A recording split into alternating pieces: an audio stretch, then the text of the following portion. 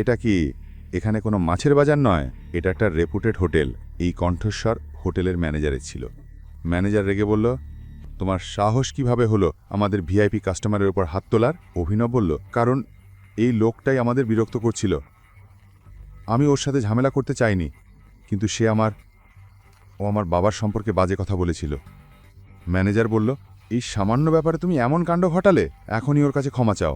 আমি ওর কাছে ক্ষমা চাইব? ওকে বলো ও যেন আমার কাছে ক্ষমা চাই। চুপচাপ ক্ষমা চাও। তুমি জানো না আমি কে।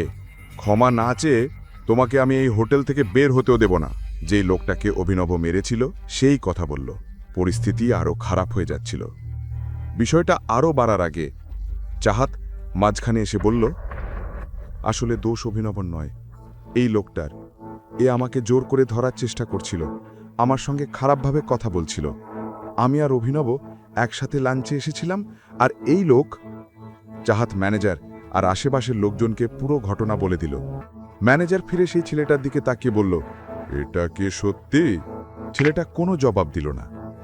তখন ম্যানেজার আবার চাহাতের দিকে ঘুরে বলল, যাই হোক ম্যাডাম, আপনাকে ক্ষমা তো চাইতেই হবে। অভিনব বুঝে গেল ম্যানেজার তার সঙ্গে ওইভাবে কথা বলছে কেন। আসলে সে অভিনবকে তার পোশাক দেখে বিচার করছিল। যখন অভিনবর মনে হলো আর কোনো রাস্তা নেই, সে নিজের পকেট থেকে আকরামের দেওয়া কার্ডটা বের করল এবং ম্যানেজারের দিকে বাড়িয়ে বলল, তুমি জানো এই কার্ডটা কে দিয়েছে আমাকে?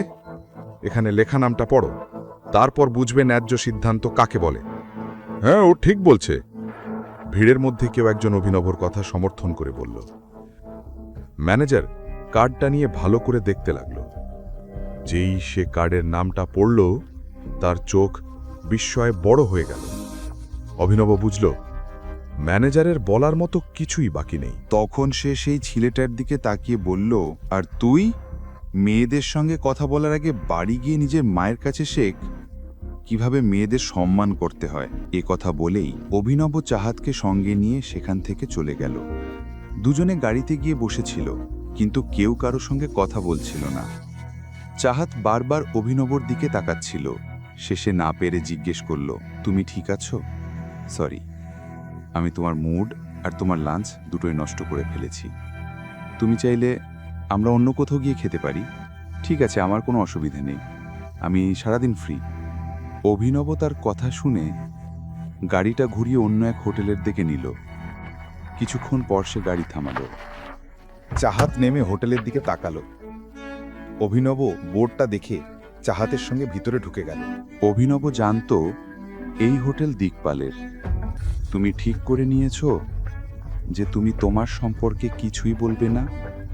অভিনবর মনে যখন এইসব নানা চিন্তা ঘুরছিল, ঠিক তখনই চাহাত এই কথা বলল। দুজন একটা টেবিলে বসে ওয়াইন খাচ্ছিল। অভিনব সরল মুখে জিজ্ঞেস করল, কিসের বিষয়? আসলে সে বুঝে গেছিল চাহাতের মনে সন্দেহের সূচটা কেন ঘুরছে। সেদিন পার্টিতে যখন আকরাম অভিনবকে আলাদা করে নিয়ে গিয়েছিল, সবাই ধরে নিয়েছিল সে তার ড্রাইভারের ছেলে, কিন্তু এই কথা চাহাতের বিশ্বাস হচ্ছিল না। সে বলল, অদ্ভুত, আমি তো তোমার বিষয়ে জিজ্ঞেস করব, আমার বিষয়ে কেন? অভিনব বলল, আমার বিষয়ে বলার মতো কিছুই নেই, এবং চাহাতের দৃষ্টি এড়াতে চারদিকে তাকাতে লাগল। ঠিক তখনই তার নজর পড়ল কয়েকজন লোকের দিকে, যারা গম্ভীরভাবে কিছু আলোচনা করছিল। একজন বলল, এই সময় দিকপাল বসের দাপট শুধু গুড়গাঁও নয়, পুরো ভারতে বাজছে। যেভাবে টাইগার বাজার থেকে গায়েব হলো, তেমনি তার নামও হারিয়ে গেল। এ কথা শুনে অভিনব ঘুরে সেই লোকটার দিকে তাকালো। সে বুঝতে পারছিল না ওরা টাইগার নিয়ে এমন কথা কেন বলছে। চাহাত জিজ্ঞেস করল, বলো অভিনব, তুমি আমার কাছ থেকে সবকিছু কেন লুকোচ্ছ? ঠিক তখনই তাদের মধ্যে একজন বলল, না, টাইগার এখনো যায়নি, টাইগার বেঁচে আছে, আর সে খুব শীঘ্রই ফিরে আসবে। আরেকজন বলল, তোমাকে বলেছিলাম না জনি, এত বেশি বোতল খেও না যে স্মৃতি হারাও। কি সব বাজে কথা বলছো? জনি বলল, আমি বাজে কথা বলছি না, বাজে কথা তুমি বলছো। টাইগার আর দিকপালের তুলনা মানে যেন হুইস্কি আর দেশি মদের তুলনা, মেলে না। আমি বলছি টাইগার বেঁচে আছে আর খুব শীঘ্রই ফিরে আসবে। জনির এই কথা শুনে অভিনবর গা কাঁটা দিয়ে উঠল। সে বুঝতে চাইছিল জনি মদ্যপান অবস্থায় বাজে বলছে নাকি সত্যিই কিছু জানে। এখনই পকেট এফএম অ্যাপ্লিকেশন ডাউনলোড করুন, লিংক বর্ণনায় দেওয়া আছে।